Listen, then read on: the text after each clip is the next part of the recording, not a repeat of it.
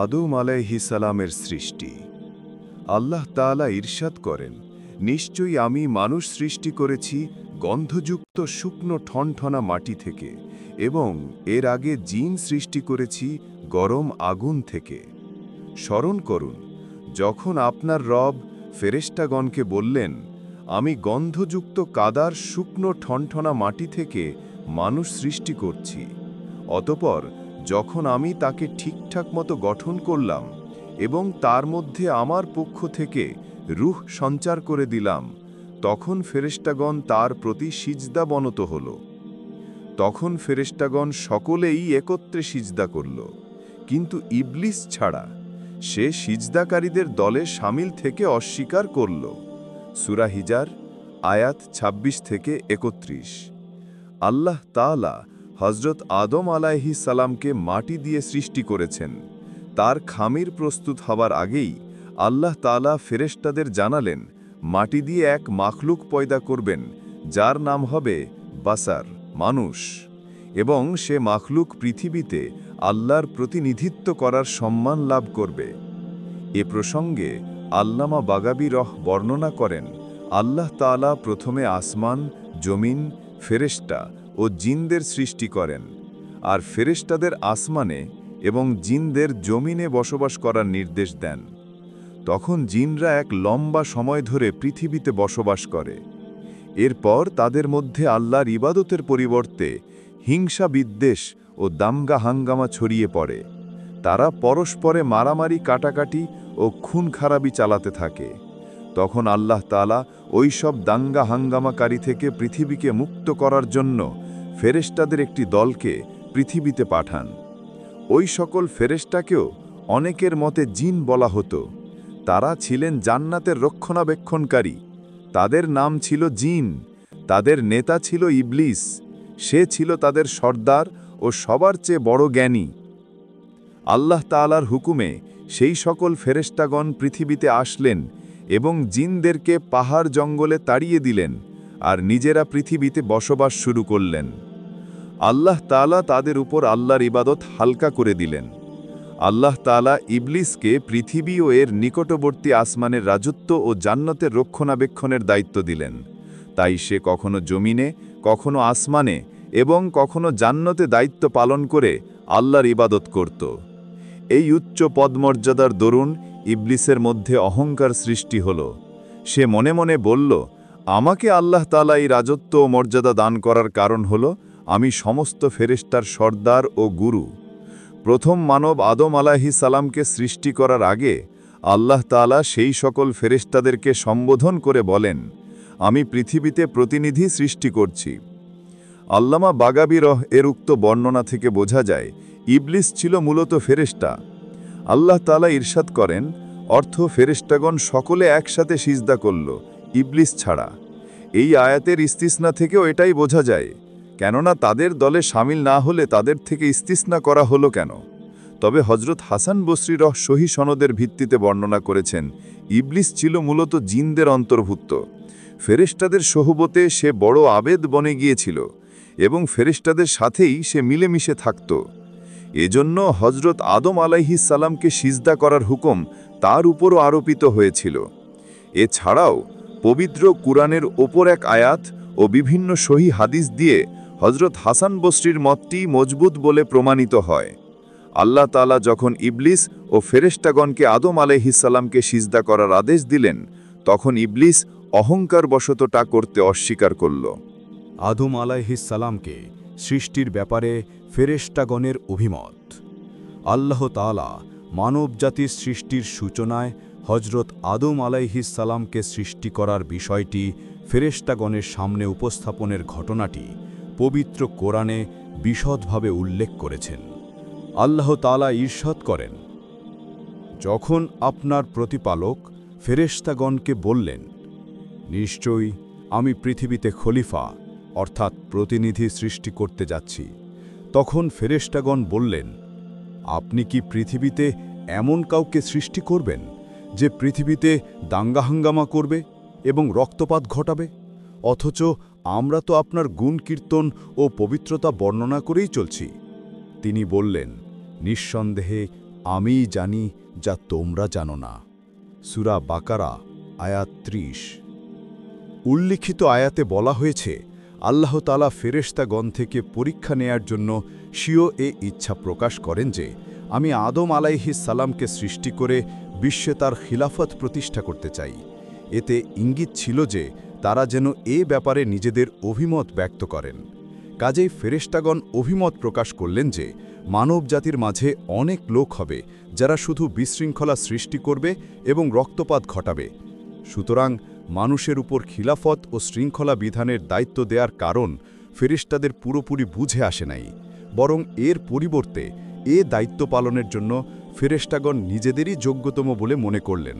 কেননা আল্লাহ তাআলা ফেরেশতাদের সৃষ্টি করেছেন এমনভাবে যে নেক আমল আর সৎ কাজ করাই তাদের স্বভাবজাত গুণ। তাদের দিয়ে পাপ ও অন্যায় কাজ আদৌ সম্ভব নয়। তারা সবসময় আল্লাহর অনুগত। তাই পৃথিবীতে শাসনকার্য পরিচালনা ও শৃঙ্খলা বিধানের কাজও তারাই সুষ্ঠুভাবে সম্পন্ন করতে সক্ষম হবে। তাদের এই ধারণা যে ভুল ও অমূলক, তা আল্লাহ তাআলা শাসকোচিত ভঙ্গিতে বর্ণনা করে বলেন, আমি জানি যা তোমরা জানো না। অর্থাৎ বিশ্ব খিলাফতের প্রকৃতি ও আনুষঙ্গিক প্রয়োজনীয়তা সম্পর্কে তোমরা মোটেই ওয়াকিবহাল নও, তা কেবল আমি পরিপূর্ণভাবে জানি। আল্লাহ তাআলা ফেরেশতাগণের সাথে উপরোক্ত কথাবার্তা বলার পর হযরত আদম আলাইহিস সালামকে সৃষ্টি করলেন। এক্ষেত্রে জমিন থেকে সব রঙের মাটি নিয়ে তা বিভিন্ন পানি দিয়ে খামির করলেন। তারপর তিনি তা সুবিন্যস্ত করে বাতাসে শুকিয়ে আগুনে পুড়িয়ে ঠনঠনা বানিয়ে তাতে রূহ ফুঁকে দিলেন। তাতে পয়দা হয়ে গেলেন মনুষ্য শরীরে হযরত আদম আলাইহিস সালাম। এ প্রসঙ্গে হযরত আবু মুসা আশারীরা বর্ণনা করেন, রাসূলুল্লাহ সাল্লাল্লাহু আলাইহি ওয়াসাল্লাম ইরশাদ করেন, আল্লাহ তাআলা আদম আলাইহিস সালামকে এমন এক মুষ্টি মাটি দিয়ে সৃষ্টি করেছেন যা তিনি সমগ্র ভূপৃষ্ঠ থেকে সংগ্রহ করেছিলেন। আর এ কারণেই আদম সন্তানদের মধ্যে কেউ লাল, কেউ সাদা, কেউ এর মাঝামাঝি, আবার কেউ কোমল, কেউ কর্কশ, কেউ অনাচারী ও কেউ সদাচারীও হয়। এক্ষেত্রে সমগ্র ভূপৃষ্ঠ থেকে মাটি সংগ্রহ করার রহস্য হচ্ছে সব ধরনের যোগ্যতা তাতে সন্নিবেশিত করা। তাফসিরে মাঝারি। ফিরেশতার উপর মানুষের শ্রেষ্ঠত্ব। ইমাম বাগাবী রহমহুল্লাহ বর্ণনা করেন, আল্লাহ তাআলা যখন বলেন, আমি জমিনে খলিফা বানাতে যাচ্ছি, তখন ফিরেশতাগণ পরস্পরে আলোচনা করলেন যে আল্লাহ রাব্বুল আলামিন যা ইচ্ছা সৃষ্টি করবেন, কিন্তু নিশ্চয়ই আমাদের চেয়ে উত্তম কোনো মাখলুক সৃষ্টি করবেন না।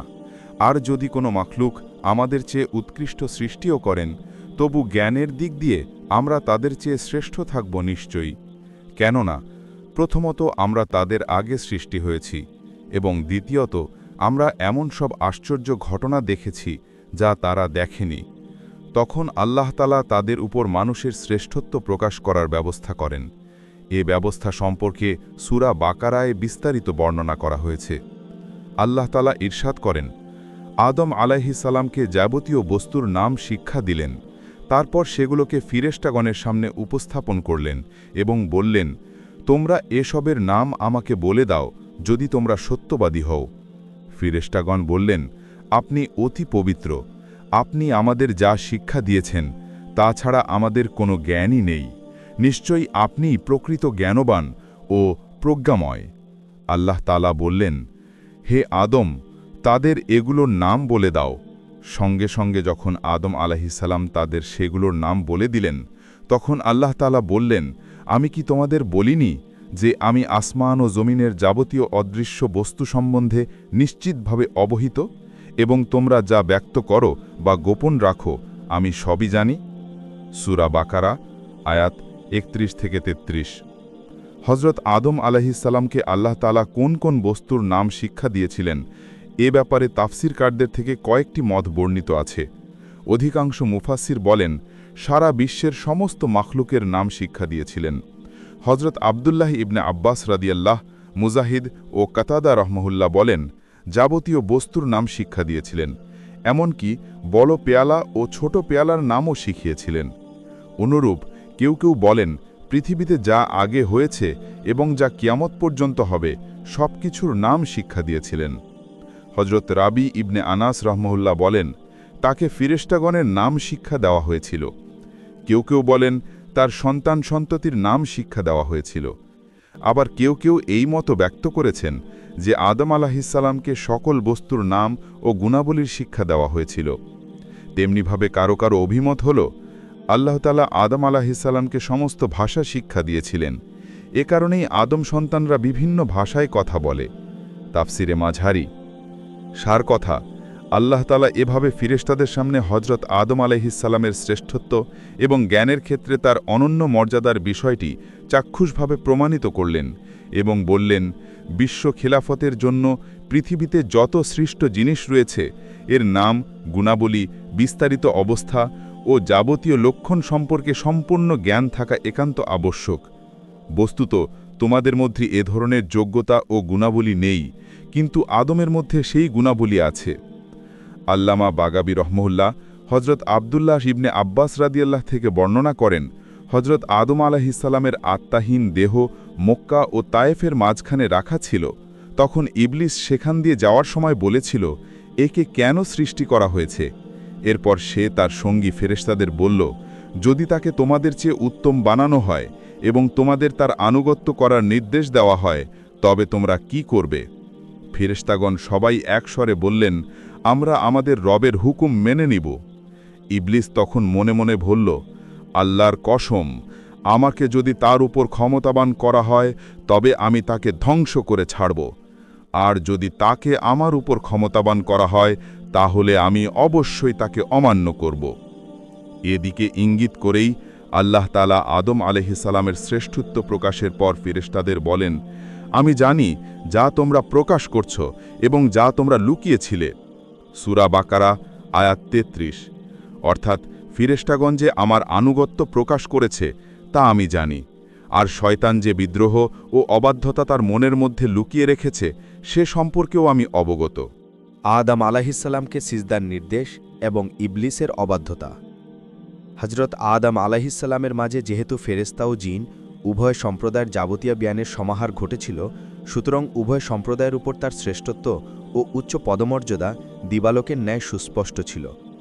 এখন আল্লাহ তাআলা এই বিষয়টি কার্যকরভাবে প্রকাশ করে ইচ্ছা করলেন যে ফেরেশতা ও জিনদের দিয়ে হজরত আদম আলাইহিসসালামের প্রতি এমন বিশেষ ধরনের সম্মান প্রদর্শন করানো হোক যদ্বারা কার্যতে স্পষ্ট হয়ে যায় যে তিনি তাদের উভয়ের চাইতে উত্তম ও পূর্ণতর। এজন্য তাদের হজরত আদম আলাইহিসসালামের প্রতি সম্মান প্রদর্শনমূলক সিজদা করার আদেশ দিলেন। তখন আল্লাহ তাআলার হুকুম পাওয়া মাত্র সকল ফেরেশতা একসঙ্গে সিজদা করলেন, কিন্তু ইবলিস সিজদা করল না। সে উদ্ধত্ত প্রকাশ করে সিজদা করতে অস্বীকার করল। এ সম্পর্কে আল্লাহ তাআলা ইরশাদ করেন, আমি ফেরেশতাদের বললাম, তোমরা আদমকে সিজদা করো।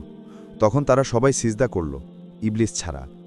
সে নির্দেশ পালন করতে অস্বীকার করল এবং অহংকার প্রদর্শন করল, ফলে সে কাফেরদের অন্তর্ভুক্ত হয়ে গেল। সূরা বাকারা আয়াত 34। সুজুদ বা সিজদা শব্দের আবিধানিক অর্থ বিনয় ও হীনতা প্রকাশ করা, আর শরিয়ার পরিভাষায় এর অর্থ হচ্ছে ইবাদতের উদ্দেশ্যে জমিনের উপর কপাল রাখা। ফেরেশতাগণের প্রতি যে সিজদার নির্দেশ প্রদান করা হয়েছিল এর দিয়ে শরীর সিজদা বুঝানো হয়েছে। এক্ষেত্রে প্রকৃতপক্ষে সিজদা গণ্য হবে আল্লাহ তাআলারই জন্য, কেননা এর নির্দেশ তিনিই দিয়েছেন। সেই সাথে এর দিয়ে হজরত আদম আলাইহিসসালামের প্রতি অনন্য সম্মান প্রদর্শন উদ্দেশ্য। এতে করে প্রথম পর্যায়ে ফেরেশতাগণ আদম আলাইহিসসালামের মর্যাদা যে অস্বীকার করেছিল তা অসার প্রমাণিত হবে এবং এর বিপরীতে তাদের দিয়ে আদম আলাইহিসসালামের সুউচ্চ মর্যাদার স্বীকৃতি প্রমাণিত হবে। এ হিসেবে বলা যায় আল্লাহর জন্য সিজদার ক্ষেত্রে আদম আলাইহিসসালামকে কিবলা বানানো হয়েছিল। হাদিস শরীফে এমনটিই বলা হয়েছে। রাসূলুল্লাহ সাল্লাল্লাহু আলাইহি ওয়াসাল্লাম বলেছেন, আদম সন্তান যখন পবিত্র কোরআনের সিজদার আয়াত পাঠ করে এবং সিজদা করে তখন শয়তান কোনায় গিয়ে কান্না করে বলতে থাকে, আফসোস, আদম সন্তানকে সিজদার হুকুম করা হয়েছে আর সে সিজদা করে জান্নাতের অধিকারী হয়েছে। অপরদিকে আমাকে সিজদার হুকুম করা হয়েছিল, কিন্তু আমি তা অমান্য করেছি, তাই আমার জন্য রয়েছে জাহান্নাম।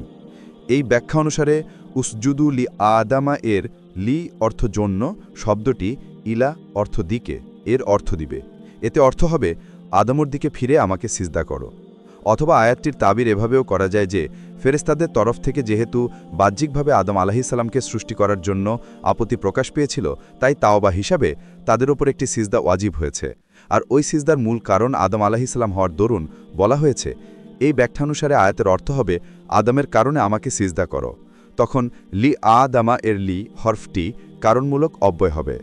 কিংবা এখানে সিজদার আদেশ দিয়ে সিজদা শব্দের আবিধানিক অর্থ বুঝালেও তাবির করা যায়, অর্থাৎ আদমের সামনে সম্মানসূচক বিনয় ও নীচতা প্রকাশ করো, যেরূপ হাজলাত ইউসুফ আলাইহিস সালামের ভাইয়েরা তাকে সম্মানসূচক সিজদা করেছিল। তাফসিরা মাজাহারি। ইবলিস হযরত আদম আলাইহিস সালামকে সিজদা না করার সময় দুটি কথা বলেছিল। প্রথমত সে বলেছিল, আদম মাটির তৈরি এবং আমি আগুনের, আপনি মাটির আদমকে আমি আগুনের উপর শ্রেষ্ঠত্ব দান করলেন কেন? এ প্রশ্নটি আল্লাহ তাআলার আদেশের বিপরীতে, সেই নির্দেশের রহস্য জানার সাথে সম্পর্কযুক্ত ছিল।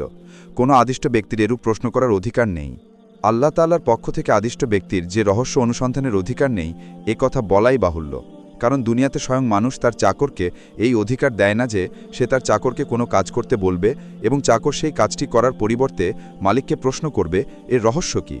তাই ইবলিসের এই প্রশ্নটিকে উত্তরের অযোগ্য সাব্যস্ত করে কোরআন মজিদে স্পষ্ট কোনো উত্তর দেওয়া হয়নি। তবে বাহ্যিক উত্তর হল, এক বস্তু অন্য বস্তুর উপর শ্রেষ্ঠত্ব দান করার অধিকার একমাত্র সেই সত্তার যিনি সৃষ্টিকর্তা ও পালনকর্তা। তিনি যখন যে বস্তুকে অন্য বস্তুর উপর শ্রেষ্ঠত্ব দান করবেন তখন তাই শ্রেষ্ঠ হয়ে যাবে। সেক্ষেত্রে কারো কোনোরূপ আপত্তি তোলার কোনো অধিকার নেই। ইবলিসের দ্বিতীয় কথা ছিল এই যে, যদি আমাকে কিয়ামত পর্যন্ত জীবনদান করা হয় তবে আমি কিছু মুখলেস বান্দা ছাড়া আদমের গোটা বংশধরকে পথভ্রষ্ট করে ছাড়ব। আল্লাহ তাআলা এর উত্তরে বলেছেন, আমার খাঁটি বান্দাদের উপর তোর কোনো ক্ষমতা চলবে না, যদিও তোর গোটা বাহিনীর সর্বশক্তি এই কাজে নিয়োজিত হয়। আর অবশিষ্ট অখাঁটি বান্দারা তোর বশীভূত হয়ে গেলে তাদের দুর্দশা তাই হবে যা তোর জন্য নির্ধারিত, অর্থাৎ জাহান্নামের আযাবে তারা সবাই নিপতিত হবে। কুরআন মজিদে এই কথাই বর্ণনা করা হয়েছে। আল্লাহ তাআলা ইরশাদ করেন, স্মরণ করুন যখন আমি ফেরেশতাদের বললাম তোমরা আদমকে সিজদা করো, তখন ইবলিস ছাড়া সকলেই সিজদা করল। সে বলল, আমি কি এমন ব্যক্তিকে সিজদা করব যাকে আপনি মাটি দিয়ে সৃষ্টি করেছেন? সে বলল, আচ্ছা বলুন তো, এ ব্যক্তি যাকে আপনি আমার উপর মর্যাদা দান করলেন তার মধ্যে মর্যাদার কি আছে? আপনি যদি আমাকে কিয়ামত পর্যন্ত অবকাশ দেন তাহলে আমি স্বল্প সংখ্যক ছাড়া তার বংশধরকে আমার বশীভূত করে ফেলব। আল্লাহ তাআলা বললেন, যাও, তাদের মধ্যে থেকে যারা তোর অনুসরণ করবে জাহান্নামী হবে তোমাদের সকলের যথার্থ শাস্তি। সূরা বনী ইসরাইল, আয়াত 61। পবিত্র কোরআনের অন্যত্র এই বিষয়টি এভাবে বিবৃত হয়েছে, আল্লাহ তাআলা বললেন, কোন বিষয়টি তোমাকে সিজদা করতে বারণ করল যখন আমি তোমাকে আদেশ করেছি? ইবলিস উত্তরে বলল, আমি আদমের চেয়ে উত্তম। আপনি আমাকে আগুন দিয়ে সৃষ্টি করেছেন আর আদমকে মাটি দিয়ে সৃষ্টি করেছেন। সূরা আরাফ, আয়াত 12। অর্থাৎ শয়তানের বক্তব্য ছিল, আমি আদমের চেয়ে অধিক সম্মানিত, কেননা আপনি আমাকে আগুন দিয়ে সৃষ্টি করেছেন এবং আগুন ঊর্ধ্বগামী, আর আদমকে মাটি দিয়ে সৃষ্টি করেছেন যা নিম্নগামী। আগুনের সৃষ্টির সাথে মাটির সৃষ্টির কোনো তুলনা হতে পারে না, অতএব আমি কেন আদমকে সিজদা করব? আল্লাহ তাআলা অন্তর্যামী, মনের গুপ্ত বিষয়ও তিনি জানেন। অতীত, বর্তমান ও ভবিষ্যৎ সবই তার নিকট সমান।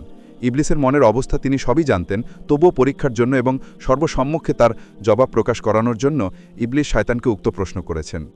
হতভাগে ইবলিস নিজের গর্ব ও অহংকারের দরুন একথা ভুলে গেল যে যখন সে এবং উভয় আল্লাহ তাআলার সৃষ্ট, তখন সৃষ্টজীবের মূল তত্ত্ব স্রষ্টার চেয়ে বেশি সৃষ্টজীব নিজেও জানতে পারে না।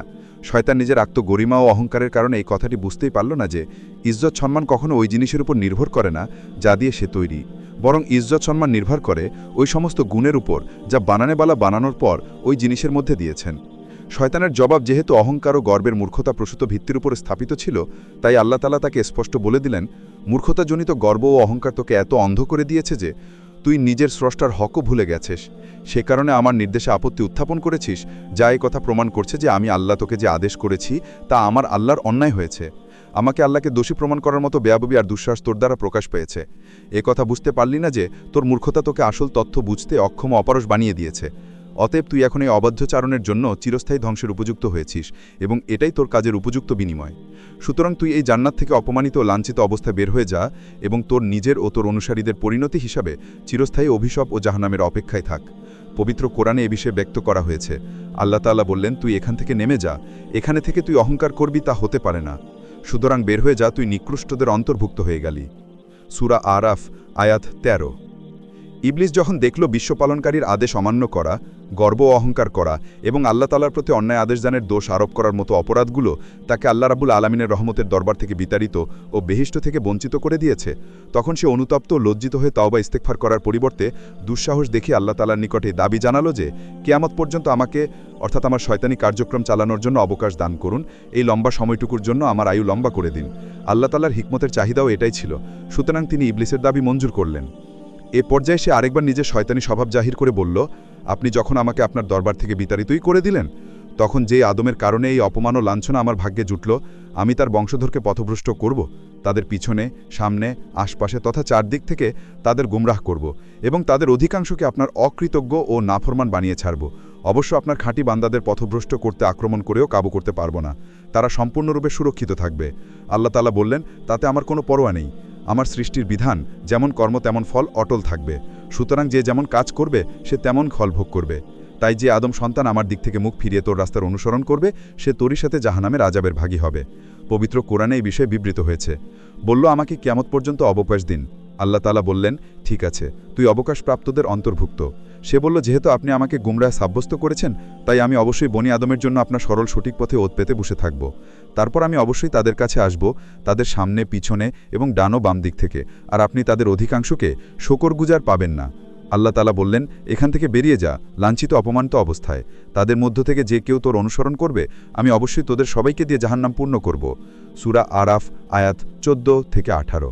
ফেরেশতাগণ যখন আদম আলাইহিসসালামের শ্রেষ্ঠত্ব মেনে নিয়ে তার সামনে সিজদা করলেন, আর ইবলিস আত্মগরিমা ও হঠকারিতার দরুন কাফের হয়ে জান্নাত থেকে বেরিয়ে গেল, তখন হযরত আদম আলাইহিসসালাম এবং তার সহধর্মিণী হাওয়া আলাইহিসসালাম এই নির্দেশ প্রাপ্ত হলেন যে, তোমরা জান্নাতে বসবাস করতে থাকো এবং সেখানকার নিয়ামতসমূহ তৃপ্তিভরে খেতে থাকো। আর একটি নির্দিষ্ট গাছ সম্পর্কে নির্দেশ দেওয়া হলো, এর কাছে ধারিও যাবে না, অর্থাৎ সেটির ফল খাবে না। কোরআনে কারিমে বিষয়টি এভাবে ব্যক্ত করা হয়েছে, আমি বললাম, হে আদম, তুমিও তোমার বেগম জান্নাতে বসবাস করতে থাকো এবং সেখানে যা চাও যেখান থেকে চাও পরিতৃপ্তি সহ খেতে থাকো, কিন্তু এই গাছের নিকটবর্তী হয়েও না, তা না হলে তোমরা জালিমদের অন্তর্ভুক্ত হয়ে পড়বে। সূরা বাকারা, আয়াত 35। হাওয়া আলাইহিস সালামের সৃষ্টির বর্ণনা। হযরত আদম আলাইহিস সালাম লম্বা সময় যাবৎ একাকী জীবনযাপন করছিলেন, কিন্তু নিজের জীবনযাপনে এবং সুখ শান্তিতে এক প্রকার নির্জনতা ও শূন্যতা অনুভব করছিলেন। তাই আল্লাহ তাআলা হযরত হাওয়া আলাইহিস সালামকে পয়দা করলেন। হযরত আদম আলাইহিস সালাম নিজের জীবন সঙ্গিনীকে পেয়ে অত্যন্ত আনন্দিত হলেন এবং অন্তরে শান্তি অনুভব করলেন। উপরোক্ত আয়াতে উল্লেখ করা হয়েছে, হযরত আদম ও হাওয়া আলাইহিস সালামের প্রতি আল্লাহর তরফ থেকে বেহেশতের যে কোনো স্থানে বসবাস করার অনুমতি ছিল এবং যে কোনো বস্তু ব্যবহার ও খাওয়ার অনুমতি ছিল। তবে নির্দিষ্ট একটি গাছ সম্বন্ধে বলা হয়েছিল, তার ফল খাবে না, এমনকি তার কাছেও যাবে না। এই পর্যায়ে ইবলিস এর সুযোগ গ্রহণ করল। নিজের সুরত বদল করে সে হযরত আদম ও হাওয়া আলাইহিস সালামকে এই কুপরামর্শ দিল যে, এই গাছটি অমর গাছ। এই গাছের ফল খেলে অত্যন্ত আরাম ও শান্তির সাথে চিরকাল বসবাস করা এবং আল্লাহ তাআলার নৈকট্য লাভ করা অবধারিত হয়ে যাবে। তদুপরি সে নানান উপায়ে শপথ করে তাদের অন্তরে এই বিশ্বাস জমিয়ে দিল যে সে তাদের একান্ত হিতাকাঙ্ক্ষী, তাদের শত্রু নয়। আল্লাহর নামের কসম শুনে হযরত আদম ও হাওয়া আলাইহিস সালাম চিন্তাও করতে পারলেন না যে কেউ আল্লাহর নাম নিয়ে মিথ্যে বলতে পারে। তাই ইবলিসের নসিহত শুনে আদম আলাইহিস সালাম বিষয়টি বেমালুম ভুলে গেলেন যে আল্লাহ এটি করতে নিষেধ করেছিলেন। আল্লাহর হুকুমের বিপরীতে কোনো কাজ করা যাবে না। শেষ পর্যন্ত বিষয়টি চিরকাল বেহেশতে থাকা এবং আল্লাহর নৈকট্যে থাকার বাধা হয়ে দাঁড়াল। ফলে তারা সেই নিষিদ্ধ গাছের ফল খেলেন। সেই ফল খাওয়ার সাথে সাথেই অবধারিত পরিণতি দেখা গেল। তারা দেখতে পেলেন তারা উভয়ই বস্ত্রহীন এবং বেহেশতি পোশাক থেকে বঞ্চিত। তখন তাড়াতাড়ি আদম ও হাওয়া আলাইহিস সালাম দুজনেই জান্নাতের গাছের পাতা জড়িয়ে নিজ নিজ আবরণযোগ্য স্থান আবৃত করলেন। বিষয়টি যেন মানব সভ্যতার প্রকাশ ছিল। দেহ আবৃত করার জন্য সর্বপ্রথম তারা দুজন গাছের পাতা ব্যবহার করলেন। এই পর্যায়ে আল্লাহ তাআলার তিরস্কার নাজিল হল এবং আদম ও হাওয়ার নিকট থেকে কৈফিয়ত তলব করা হল, নিষেধ সত্ত্বেও নির্দেশ কেন লঙ্ঘন করলে? আদম ও হাওয়া আলাইহিস সালামের তওবা। আদম ও আলাইহিস সালাম তো আদমই ছিলেন, আল্লাহ তাআলার প্রিয় বান্দা, আর হাওয়া আলাইহিস সালামও তারই মতো আল্লাহর অনুগত বান্দী ছিলেন। সুতরাং তারা শয়তানের মতো বিতর্ক করলেন না বা নিজেদের ভুল অপব্যাখ্যার আবরণে ঢাকতে চেষ্টা করলেন না, বরং অনুতাপ ও লজ্জার সাথে স্বীকার করলেন ভুল হয়ে গিয়েছে। কিন্তু এর কারণ অবাধ্যতা নয়, বরং মানবিক স্বভাবগত ভুলই এর কারণ। তবু তা ভুলই বটে। তাই তওবা করে তার অনুশোচনা ও রোনাজারির সাথে ক্ষমা প্রার্থনা করে বললেন, আয় আল্লাহ, এই মুহূর্তে আপনি আমাদের না ক্ষমা করলে এবং দয়া না করলে আমাদের ধ্বংস অনিবার্য হয়ে যাবে। আল্লাহ তাআলা তাদের এই ওজর কবুল করলেন এবং তাদের ক্ষমা করে দিলেন। কিন্তু পৃথিবীতে আল্লাহ তাআলার প্রতিনিধিত্ব করার সময় হযরত আদম আলাইহিস সালামের এসে গিয়েছিল। তাই আল্লাহ তাআলার হিকমতের চাহিদা অনুযায়ী সঙ্গে সঙ্গে এই নির্দেশ শোনানো হলো যে, হে আদম, তোমাকে এবং তোমার সন্তানদের এক নির্দিষ্ট সময় পর্যন্ত পৃথিবীতে অবস্থান করতে হবে এবং তোমার শত্রু ইবলিসও তার শত্রুতার যাবতীয় উপকরণ নিয়ে সেখানে অবস্থান করবে। তাই তোমাকে ফেরেশতা সুলভ ও অবাধ্যতামূলক বিপরীত শক্তির মাঝখানে থেকে ঈমান ও সৎকাজের সাথে জীবনযাপন করতে হবে। এমত অবস্থায় তুমি এবং তোমার সন্তানগণ যদি খাঁটি বান্দা ও সত্যিকার ফরমাবর্দার বলে সাব্যস্ত হও, তবে তোমার আসল বাসস্থান বেহেশত অনন্তকালের জন্য তোমার ও তোমার সন্তানদের মালিকানায় দিয়ে দেওয়া হবে, অর্থাৎ তোমরা জান্নাতের অধিকারী হবে। অতএব আপাতত তুমি ও তোমার বেগম দুনিয়াতে চলে যাও, আমার জমিনে গিয়ে বসবাস করতে থাকো এবং নিজের নির্দিষ্ট আয়ুষ্কাল পর্যন্ত বন্দেগীর হক আদায় করতে থাকো। তখন মানবজাতির আদি পিতা এবং আল্লাহ তাআলার খলিফা হজরত আদম আলাইহিসসালাম নিজের জীবন সঙ্গিনী হজরত হাওয়া আলাইহিসসালামকে সঙ্গে নিয়ে জমিনে আগমন করলেন।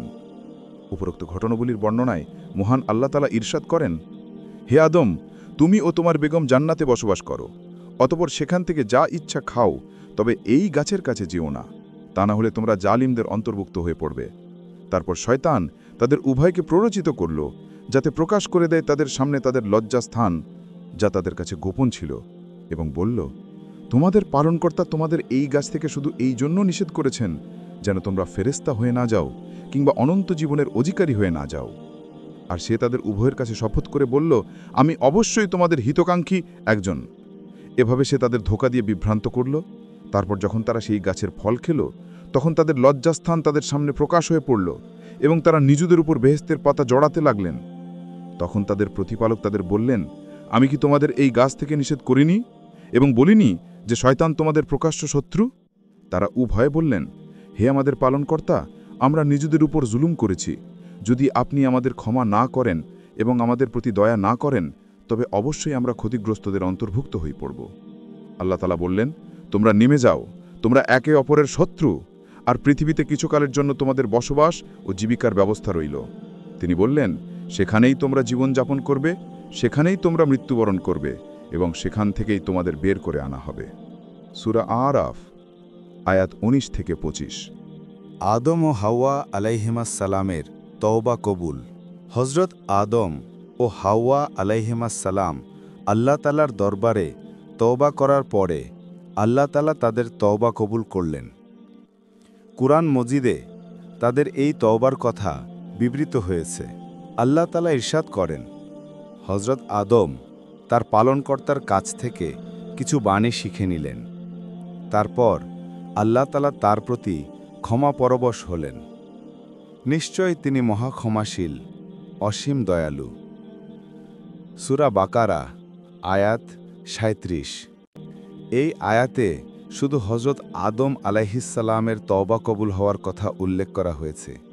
এর কারণ হচ্ছে হাওয়া আলাইহিসসালাম হুকুমের দিক থেকে আদম আলাইহিসসালামের অধীনস্থ ছিলেন, আর এ কারণেই কুরআন ও সুন্নাহর অধিকাংশ স্থানে নারীদের কথা সরাসরিভাবে উল্লেখ করা হয়নি, বরং পুরুষদের কথা উল্লেখের মধ্যে অধীন হিসেবে নারীদের কথাও উল্লেখ করা হয়েছে। তাফসিরে মাজহারি ১ নম্বর খণ্ড।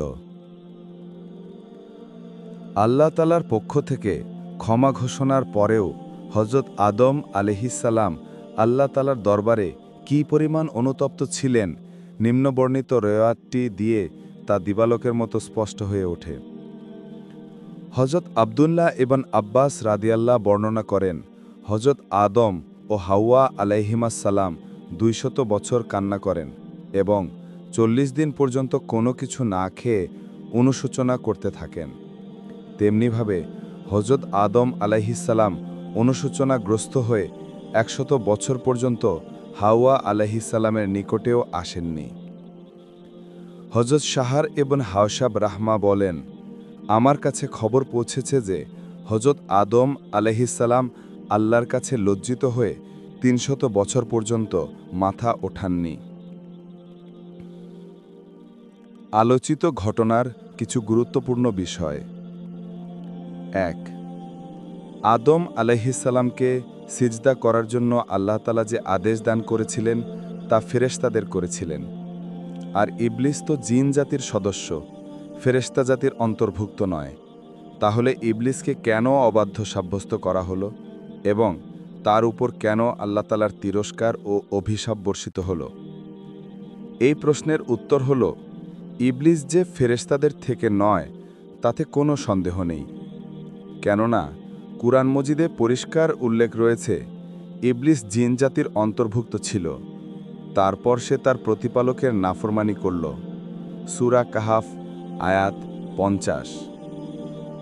কিন্তু আল্লাহ তাআলা যখন হযরত আদম আলাইহিসসালামকে সেজদা করার জন্য নির্দেশ প্রদান করেন, তখন ইবলিস সেই মজলিসের অন্তর্ভুক্ত ছিল এবং লম্বা সময় পর্যন্ত সে ফেরেশতাদের সাথে তসবিহ তাহলিল পাঠে মশগুল ছিল। এ কারণে সেও এই আদেশে আদিষ্ট ছিল এবং সে নিজেকে নিজে এই আদেশে আদিষ্ট বলেও মনে করেছিল। এই কারণে যখন আল্লাহ তাআলা তাকে জিজ্ঞেস করলেন, তুমি সিজদা করলে না কেন? তখন সে এই উত্তর দেয়নি যে, আমি ফেরেশতা নই, তাই এ আদেশে আদিষ্টই ছিলাম না, যার দরুন সেজদা করিনি। বরং সে অহংকারের সাথে বলেছিল, আমি আদমের চেয়ে উত্তম ও শ্রেষ্ঠ, কাজেই সিজদা থেকে বিরত রয়েছি। 2. ইবলিস বিতাড়িত হয়ে বেহেশত থেকে বহিষ্কৃত হল, আর হযরত আদম আলাইহিসসালাম বেহেশতেই ছিলেন। সুতরাং ইবলিসের পক্ষে হযরত আদম ও হাওয়া আলাইহিমাসসালামকে বিভ্রান্ত করা কিভাবে সম্ভব হল? আলেমগণ এই প্রশ্নের দ্বিবিধ উত্তর প্রদান করেছেন এবং উভয় উত্তর কোনো লম্বা ব্যাখ্যা ছাড়াই বোধগম্য। ক. যদিও ইবলিসকে বেহেশত থেকে বহিষ্কার করা হয়েছিল, তবু এক গুনাহগার ও নিকৃষ্ট মাখলুক হিসাবে বেহেশতে দাখিল হওয়া তার বিতাড়িত হওয়ার বিরোধী নয়। সুতরাং এরূপেই সে বেহেশতে প্রবেশ করে হযরত আদম ও হাওয়া আলাইহিমাসসালামের সাথে এরূপ কথোপকথন করেছিল এবং তাদের ধোঁকায় ফেলেছিল। এক্ষেত্রে সকলে এখান থেকে নেমে যাও, এটা এরই সমর্থন করছে যে গুনাহগার মাখলুক রূপে তখন পর্যন্ত বেহেশতে তার প্রবেশ নিষিদ্ধ ছিল না। খ. যেভাবে একটি শব্দ টেলিফোন কিংবা রেডিওর সাহায্যে বহু দূরে যেতে পারে এবং যেভাবে ওয়্যারলেসের মাধ্যমে শুধু শব্দতরঙ্গের সাহায্যে একটি পয়গাম 1000 মাইল পর্যন্ত পৌঁছানো যেতে পারে, অনুরূপভাবে এটা কেন সম্ভব হবে না যে নিকট ও মুখোমুখি হয়ে সম্বোধন করা ছাড়াই শয়তানের কুমন্ত্রণা মানুষের অন্তরে পৌঁছে যাবে এবং তাতে প্রতিক্রিয়া হবে? সুতরাং আলোচ্য ক্ষেত্রে কুমন্ত্রণা প্রদানের অবস্থা এরূপ হবে যে শয়তান বেহেশতের বাইরে থেকেই হযরত আদম ও হাওয়া আলাইহিমাসসালামের অন্তরে এই কুমন্ত্রণা দিয়েছিল। এ সম্পর্কিত বর্ণনা, শয়তান তাদের কুমন্ত্রণা দিল, আয়াতটি থেকে এটাই প্রকাশ পায়। 3. কেউ প্রশ্ন করতে পারে, হযরত আদম আলাইহিসসালাম একজন পয়গম্বর হওয়া সত্ত্বেও কিভাবে আল্লাহ তাআলার হুকুমের খেলাফ কাজ করে নিষিদ্ধ গাছের ফল খেলেন?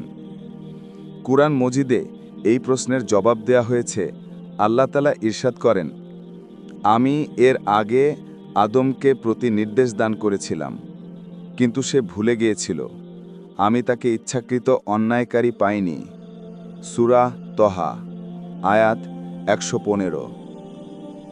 এখানে আহেদ না শব্দটি ওয়াসাইনা অথবা আমার না শব্দের অর্থে ব্যবহৃত হয়েছে। উদ্দেশ্য হল, আপনার বহু আগে আদম আলাইহিসসালামকে তাকিদ দিয়ে একটি নির্দেশ দিয়েছিলাম, অর্থাৎ একটি নির্দিষ্ট গাছ সম্পর্কে বলেছিলাম, এই গাছের ফল খেও না, এমনকি এর নিকটেও যেও না। এছাড়া জান্নাতের সব বাগবাগিচা ও নিয়ামত তোমাদের জন্য উন্মুক্ত। আরও বলেছিলাম, ইবলিস তোমাদের শত্রু, তার কুমন্ত্রণা মেনে নিলে তোমাদের বিপদ হবে। কিন্তু আদম আলাইহিসসালাম এসব কথা ভুলে গেলেন, তবে আমি তার মধ্যে ইচ্ছাকৃত নাফরমানি পাইনি। এখানে দুটি শব্দ ব্যবহার করা হয়েছে, নিসিয়ান ও আজম। নিসিয়ান শব্দের অর্থ ভুলে যাওয়া এবং আজম শব্দের অর্থ কোনো কাজের জন্য সংকল্পকে দৃঢ় করা, অর্থাৎ পাক্কা ইরাদা করা। এই দুটি শব্দ দিয়ে এখানে কি বোঝানো হয়েছে তা হৃদয়ঙ্গম করার আগে এ কথা জেনে নেওয়া জরুরি যে হযরত আদম আলাইহিসসালাম আল্লাহ তাআলার বিশিষ্ট নবীদের অন্যতম ছিলেন এবং সকল নবী গুনাহ থেকে পবিত্র ও নিষ্পাপ হয়ে থাকেন। প্রথম শব্দে বলা হয়েছে আদম আলাইহিসসালাম ভুলবশত তা করেছেন। ভুলে যাওয়া মানুষের ইচ্ছাধীন কাজ নয়, তাই শরিয়াতে একে পাপই গণ্য করা হয়নি। এক হাদিসে রাসূলুল্লাহ সাল্লাল্লাহু আলাইহি ওয়াসাল্লাম ইরশাদ করেন, উম্মতের ভুলবশত ও ভুলে যাওয়ার গুনাহ মাফ করে দেয়া হয়েছে। তাছাড়াও আদম আলাইহিসসালামের এই ঘটনা প্রথমত নবুয়াতি ও রিসালাতের আগেরকার বিষয়। এ সময় নবীদের কাছ থেকে কোনো ভুল প্রকাশ পাওয়া আহলে সুন্নাত ওয়াল জামায়াতের কতেক আলেমের মতে নিষ্পাপ হবার পরিপন্থী নয়। দ্বিতীয়ত, প্রকৃত অর্থে এটা একটা ভুলে যাওয়ার বিষয় যা গুনাহ নয়, কিন্তু আদম আলাইহিসসালামের উচ্চ মর্তবা ও নৈকট্যের পরিপ্রেক্ষিতে একেও তার জন্য গুনাহ সাব্যস্ত করা হয়েছে। ফলে আল্লাহ তাআলা তাকে ভর্ৎসনা করেছেন এবং সতর্ক করার জন্য এই ভুলকে ইসিয়ান অবাধ্যতা শব্দ দিয়ে ব্যক্ত করেছেন। দ্বিতীয়ত, আজম শব্দ ব্যবহার করে আয়াতে বলা হয়েছে আদম আলাইহিসসালামের মধ্যে আজম তথা অন্যায়ের সংকল্পের দৃঢ়তা পাওয়া যায়নি। আগে বলা হয়েছে এর অর্থ কোনো কাজে দৃঢ় সংকল্প হওয়া। আদম আলাইহিসসালাম খুদাই নির্দেশ পালন করার পুরোপুরি সিদ্ধান্ত ও সংকল্প করে রেখেছিলেন, কিন্তু শয়তানের প্ররোচনায় অনিচ্ছাকৃত ভুল তাকে আল্লাহর হুকুম মান্য করার মজবুত সংকল্প থেকে বিচ্যুত করে দেয়। সুতরাং উক্ত ভুল কাজের মধ্যে হযরত আদম আলাইহিসসালামের ইচ্ছাশক্তির কোনো প্রয়াসই পাওয়া যায়নি। আলোচিত বর্ণনা থেকে শিক্ষা। ১. আল্লাহ তাআলার হিকমতের রহস্য অসংখ্য। কোনো মানুষের পক্ষে তিনি আল্লাহ তাআলার যত সান্নিধ্য প্রাপ্তই হন, সমস্ত রহস্য সম্বন্ধে পুরোপুরি ওয়াকিফাল হওয়া কখনোই সম্ভব নয়। এই কারণেই আল্লাহ তাআলার ফেরেশতাগণ চরম পর্যায়ের সান্নিধ্য প্রাপ্ত হওয়া সত্ত্বেও হযরত আদম আলাইহিসসালামকে খলিফা বানানোর হিকমত সম্পর্কে কিছুই জানতে পারেননি এবং ব্যাপারটির পূর্ণ তথ্য সামনে না আসা পর্যন্ত তারা বিস্ময়ে ডুবেছিলেন। সুতরাং আল্লাহ তাআলার হিকমতের বিষয় বুঝে আসুক বা না আসুক, সর্বাবস্থায় তার প্রতি আনুগত্য প্রকাশ করতে হবে। ২.